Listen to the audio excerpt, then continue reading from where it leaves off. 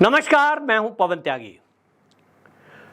लोकसभा चुनाव 2024 में भारतीय जनता पार्टी की जो सीटें कम हुई, बड़ी मुश्किल से भारतीय जनता पार्टी एनडीए सरकार बनाने में कामयाब रही। लेकिन भारतीय जनता पार्टी के अंदर चिंतन और मंथन जो चल रहा है, उसमें अब कुछ नेता अपनी बात खुल करके रखने लगे हैं। शुभेंदु अधिकारी जो पश्चिम बंगाल के नेता हैं, उन्होंने बाकायदा कार्यकर्ता के सम्मेलन में ये कह दिया कि हमको ये जो अल्पसंख्यक मोर्चा है इसकी ज़रूरत नहीं है। और उन्होंने कह दिया कि जो ये सबका साथ सबका विकास का नारा है, इसके बजाय अब भारतीय जनता पार्टी को ये ज़रूरत है कि जो हमारे साथ हम उनके साथ। इसका बयान जब ये उन्होंने खुलेआम दिया, मीडिया में वायरल हुआ। थोड़ी देर बाद इस पर हालांकि उनका एक दूसरा बयान आ गया, जब मीडिया ने पूछा कि मोदी जी का सबका साथ सबका विकास का जो नारा है, क्या आप इसके विरोध में बोल रहे हैं। उन्होंने कहा, देखिए मेरी व्यक्तिगत राय है, ये मैंने कार्यकर्ताओं के बीच में कहा है, इसका मोदी जी के नारे से या मोदी जी के विजन से कोई लिंक नहीं है। यानी मैं व्यक्तिगत राय रख रहा हूं। और उन्होंने फिर आगे बताया कि पश्चिम बंगाल में हो क्या रहा है।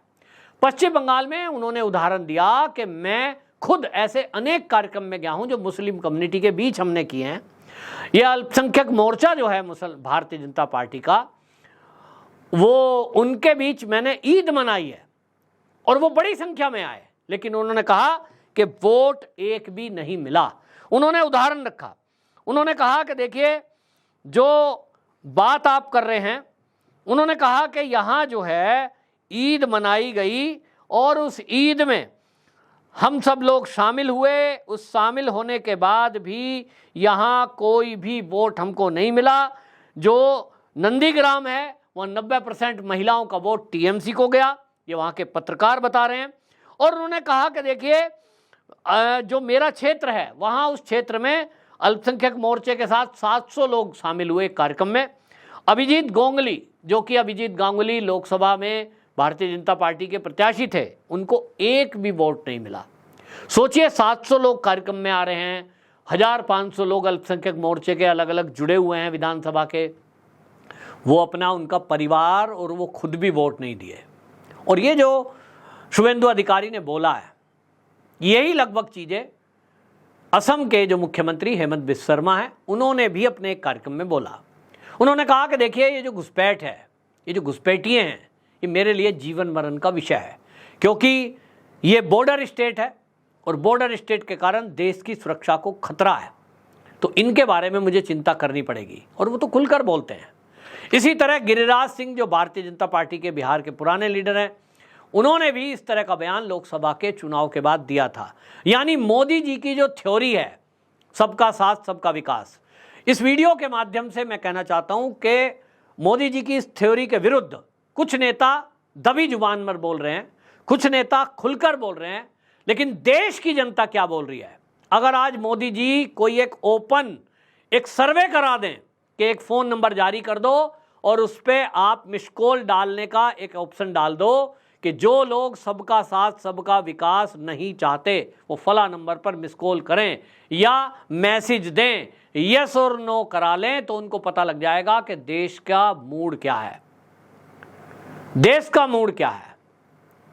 90% कम से कम बोल रहा हूं, 90% भारतीय जनता पार्टी का कार्यकर्ता ये चाहता है कि ये जो सबका साथ सबका विकास है ये बंद हो। अल्पसंख्यक मोर्चा नाम का कोई मोर्चा भारतीय जनता पार्टी में कामयाब नहीं है। चेहरा दिखाने के लिए आप जरूर रखिए, आपको अपनी छवि बनानी है उसके लिए जरूर रखिए, लेकिन उनका इंपैक्ट अपनी गली अपने परिवार तक में नहीं है। गली तो छोड़ दीजिए। मैं साहिबाबाद के एरिया में एक बाकायदा बूथ को मैंने देखा है जहां वो कार्यकर्ता थे अल्पसंख्यक मोर्चे के, उनके परिवार वालों ने वोट नहीं दिया। एक वोट अगला बस केवल उसका मिला जो वो पदाधिकारी था, फैमिली ने नहीं दिया उसके कहने से। क्यों देंगे? समाजवादी पार्टी को देंगे। जब वोट नहीं मिलना, जब सपोर्ट नहीं मिलना, तो फिर दिखावा किस बात का? खुलकर आइए ना, और खुलकर आएंगे तो कम से कम एक तरफा आपकी छवि रहेगी। एक सरकार का काम है कि वो सबके लिए योजना बराबर रूप से लागू करे। शुभेंदु अधिकारी ने कहा है कि हमारी सरकार है तो सरकार सबको बराबर योजना देती है। योगी आदित्यनाथ जी ने बोला है, भाई नेता जो गद्दी पर बैठा है उसका तो काम यही है कि वो सबको बराबर योजनाओं का लाभ दे, सबका चिंता सबकी व्यवस्था बराबर करे। लेकिन जो आप मंच से बोल रहे हो कार्यकर्ता के बीच के जाइए सबको गले लगाइए, भाई कोई फायदा ही नहीं हो रहा तो अपनी एनर्जी वेस्ट क्यों करना। शुभेंदु अधिकारी उसी तरह से कह रहे हैं कि वो कार्यकर्ताओं को कह रहे हैं कि भाई फोकस कहां करना है, आपको फोकस करना है हिंदू पर, क्योंकि आपकी पार्टी को बंगाल के अंदर शुभेंदु अधिकारी बता रहे हैं, मीडिया को उन्होंने बताया कि देखिए जब हम बंगाल में कहीं भी जा रहे हैं हमारी जो गाड़ी है उस पर पथराव किया जाता है, काले झंडे दिखाए जाते हैं। क्यों? कहते हैं ये तो हिंदू की पार्टी है। हम हिंदू की पार्टी हैं, मुसलमान मोहल्ले में जा रहे हैं तो क्या पिटने जाएं, वहाँ पथराव कर दिया जाता है। तो जब जाएंगे ही नहीं तो दंगा फसाद नहीं होगा, हमले नहीं होंगे। उनके ऊपर ठप्पा लगाया है हिंदू पार्टी का, और आप मुसलमानों के बीच में जा रहे हैं वोट मांगने के लिए। तो ये दिखावा हो गया और इस दिखावे की जरूरत नहीं है, ये शुभेंदु अधिकारी का कहने का मतलब है। अब ये खाली शुभेंदु अधिकारी ने बोल दिया, वीडियो वायरल हो गई, मीडिया में उन्होंने स्पष्टीकरण दे दिया कि मोदी के बयान से उनका कोई मतलब नहीं है, तो किस किस को रोकोगे। भारतीय जनता पार्टी को चाहिए कि वो दोबारा इस मुद्दे पर चिंतन मनन करे। योगी आदित्यनाथ जी का जो पैटर्न है उनको खुला हाथ दें कि वो अपने तरीके से उत्तर प्रदेश चलाएं। जो फैसले वो ले रहे हैं उनको लेने दिया जाए, एक मुख्यमंत्री को आज़ादी होनी चाहिए। जो हेमंत बिश्व शर्मा अपने तरीके से वहाँ कार्रवाई कर रहे हैं उनको करने देना चाहिए, केंद्र उसमें दखल ना करे। हाँ, आप एक बड़ा होने के नाते, मुख्यमंत्री प्रधानमंत्री होने के नाते, गृह मंत्री होने के नाते, जैसे परिवार का मुखिया होता है, बच्चे झगड़ा करें कुछ फसाद करें तो परिवार के लोग बड़ा मुखिया डांट देता है, क्या कर रहे हो, तो वो काम जरूर करें कि ठीक है भाई व्यवस्थाएं देखें कि किसी के साथ भेदभाव ना हो। लेकिन आप जब एनर्जी अपनी लगा रहे हैं खास तौर पे संगठन का काम करने के लिए, तब आपको क्या जरूरत है।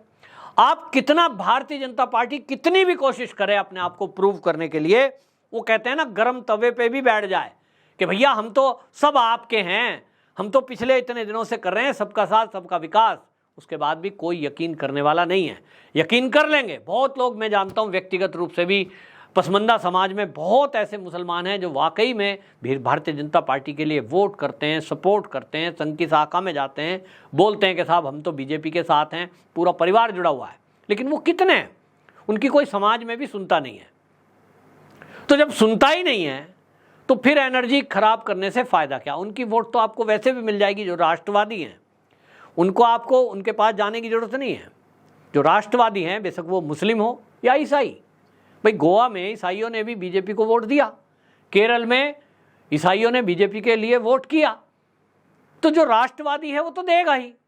उसको तुष्टीकरण करने के लिए आपको अलग से मंच बनाने की जरूरत नहीं है कि आप अलग से संगठन बनाएं, पदाधिकारी दें, फिर उनको जो है व्यवस्था करें, तुष्टीकरण दिखावा करें कि साहब उनके गले में फटका डला है, जालीदार टोपी पहन के हैं, बुरखे में महिलाएं आई, वो दिखाने की जरूरत नहीं है।